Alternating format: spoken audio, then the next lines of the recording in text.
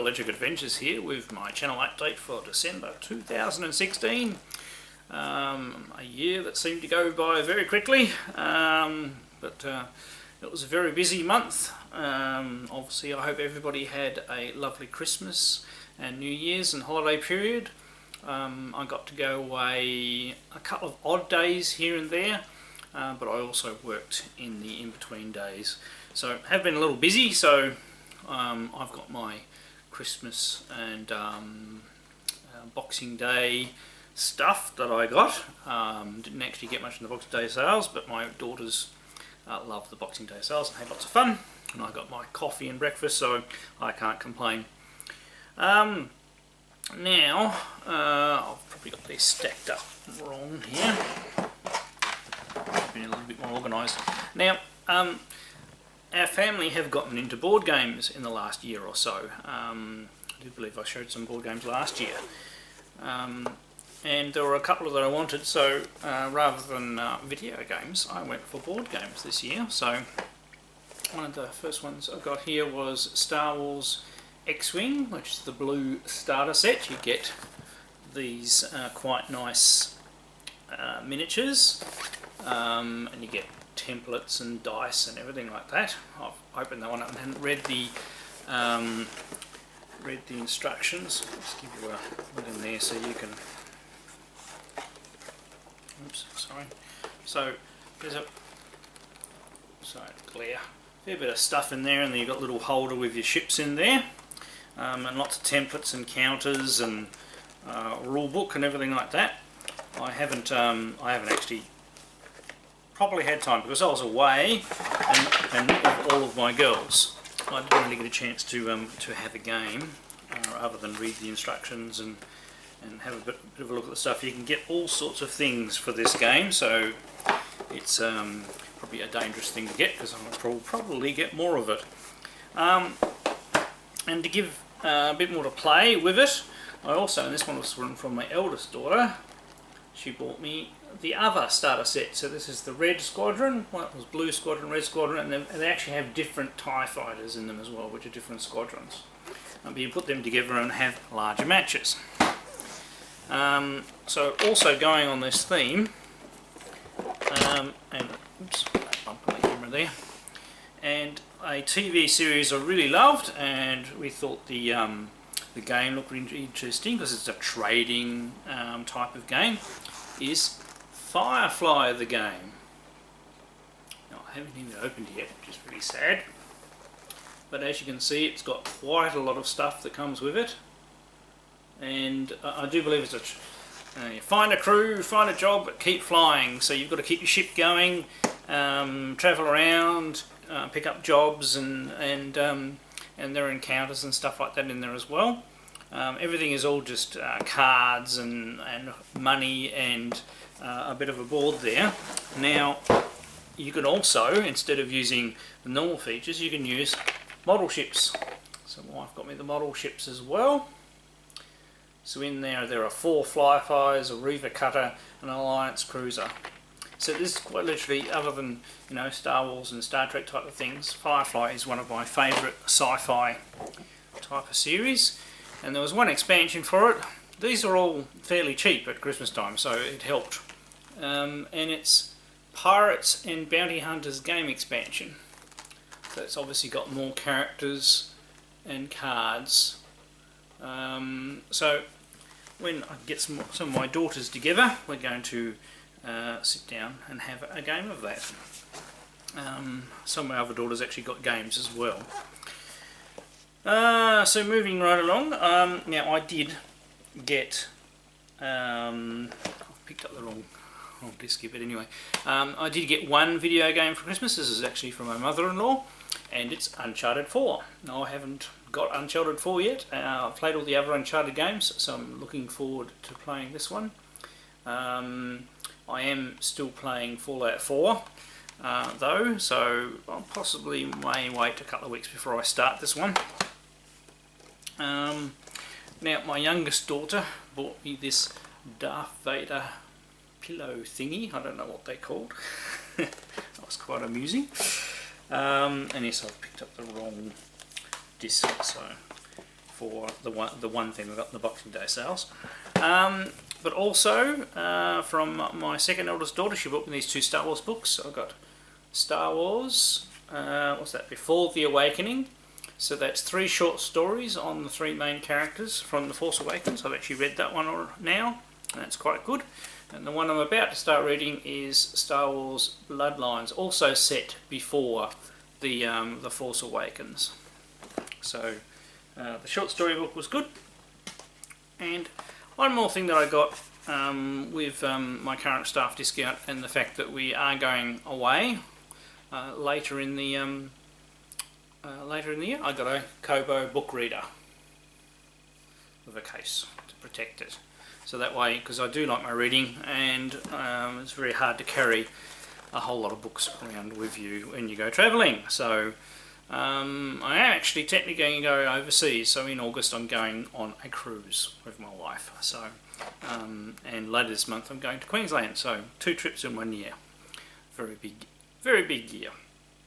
From the Boxing Day sales, I actually ordered something from EB Games online, and it's the one I've brought the wrong disc out. And I actually got Pinball Arcade, the first disc for the PS4. I've been looking for that. I bought the Pinball Arcade electronically for the PS3. I've never had a physical copy. And I don't have the PS3 in the main room that I get to play games in, and I do miss it. So I have playing it on the Vita, because I still it was one download for both platforms, but unfortunately it didn't cover the PS4. So that was on special in the Boxing Day sales, but didn't physically find it in store. I ordered it online, and it wasn't very expensive. It was like $20 or something like that. So very pleased to get that, and it includes all of the Season 1 tables, which is all the tables I bought anyway. So now when I go and buy new seasons, at least they will be for that one. I do believe the second season physical copy has actually come out in Australia too, because I saw it was actually somebody showing that, and I went, oh, hang on, I didn't even know you could get the first one, let alone the second one. And when I searched on EB Games, I found the first one. So that's all the pickups for the moment. I thought so, and that's a lot of stuff. I mean, it was actually quite a generous Christmas. As you note, very low on the video games, but I get enough of those myself and my other pickups and things like that, so it's nice to actually get something different for Christmas. Now I'd like to answer a tag. I do believe I did one for Lawn Boys Post last month, but I'm going to do another one because the topic is interests me a lot. And he basically did my top 10 arcade games that defined my childhood in gaming. I'll put a link down below to his response.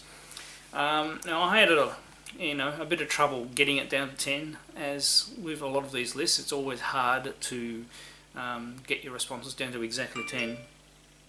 So I'm going to go through my 10. They're not in, they're sort of in order. So 10 to 1, and I'm going to do ones that were knocked out as we go through. So the very first arcade game I played when I was quite young was Space Invaders, and it was a stand-up cabinet, and it was at our local milk bar or corner store lolly shop type place that I used to hang around as a kid, and they got a Space Invaders stand-up machine in there. I probably barely had any money to actually play in it, and most of the time I just stood there watching other people play it. It probably wasn't until much later that I actually probably got a game.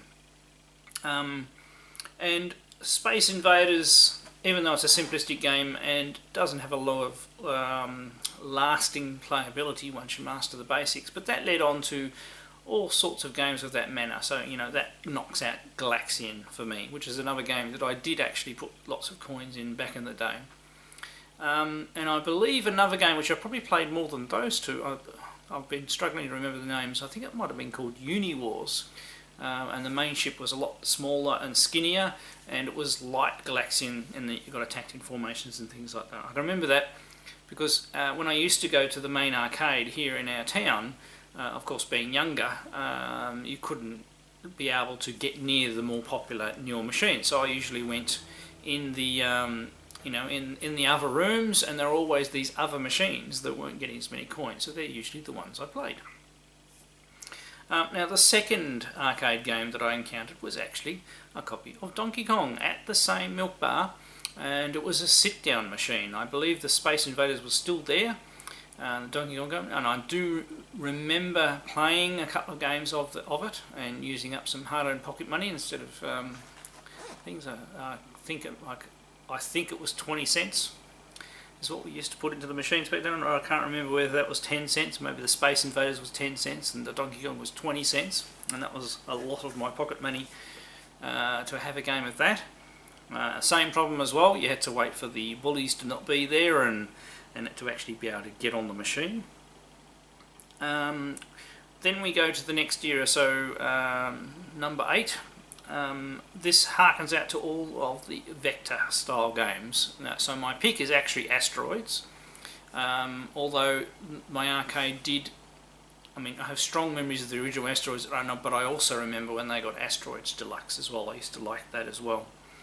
And I suppose even earlier members than that, the two games that get knocked out by that one are both Battlezone, which I remember strongly because of the, you actually went up to looked into the scope, and it was a cabinet that was built only for that game, and you really felt like you were in the game. And Lunar Lander as well. We had a proper Lunar Lander with a physical throttle control, abort button, and I used to play that a lot as well. But Asteroids is my pick for that one. So yeah, I'm cheating here a little bit. Now next, number 6 is Mooncrester. Now Mooncrester is pipping games like Phoenix and Pleiades. Pleiades is another one of those games that was in the back room that I used to be able to play more because I had access to it. Same as Phoenix. Phoenix was reasonably popular, but it wasn't as popular as some of the other games. So I've played those more. But one of the ones that was also in those back rooms that I used to love and I used to play every single time I went there was Mooncrester. And it was just that, the different stages, the hardness, the randomness of the movement of the enemies, and all of the colours and the sound. It's got very distinctive arcade sounds, and it brings back a lot of memories. So I'm going to put in a modern one here. This is the most modern game I'm going to pick, and it's actually Raiden. After the initial phase of arcades, that was probably the only arcade game that I would put money in the later stages. And it's amazing, you can find a Raiden cabinet usually in every airport in Australia. So, it's one, I have a real arcade board, even if I haven't got the sound working on it. And it's just a style of vertical scroll shooter that I really like to play. And I've had many years playing that one, and from young to older. So that's why that one's in my list. So my next one is, going back to the older ones again, is Moon Patrol. Just that music, the graphics, completely different style of game. You had to watch out for not falling into holes, things you're going to run into, and being attacked from above. Plus it had quite a variety of stages and an element of speed to try and get the bonus so you get a higher score.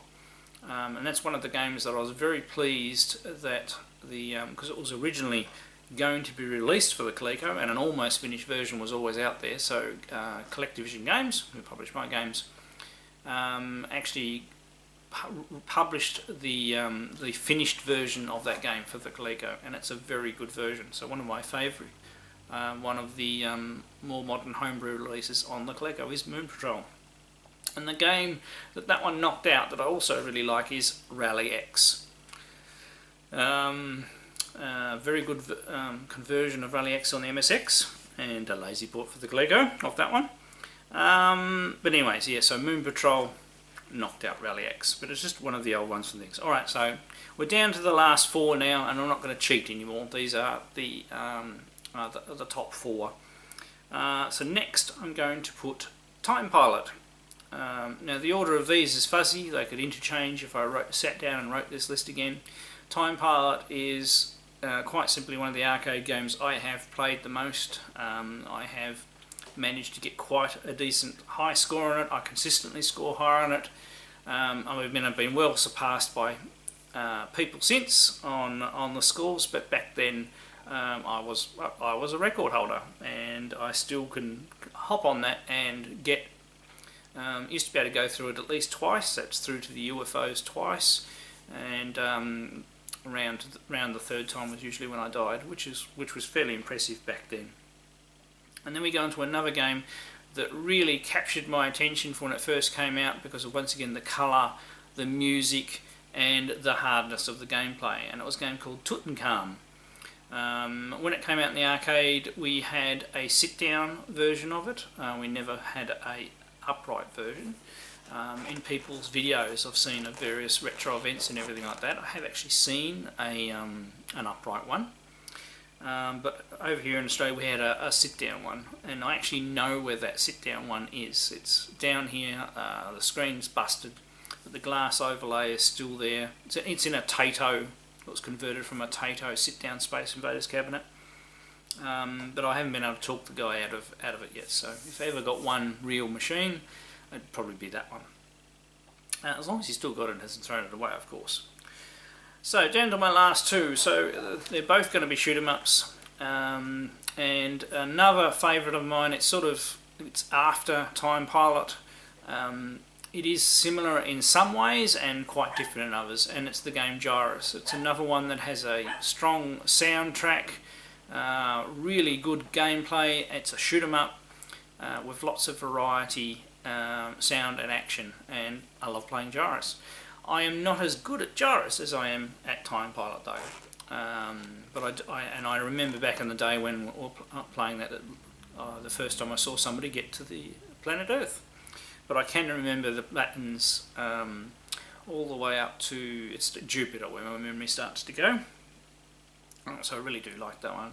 And then my number one, which is the same as Lawn Boy, is Star Wars Arcade. I was lucky enough that my local arcade had one of those. There are actually two in the state of Tasmania in Australia. One was down south and one was up north.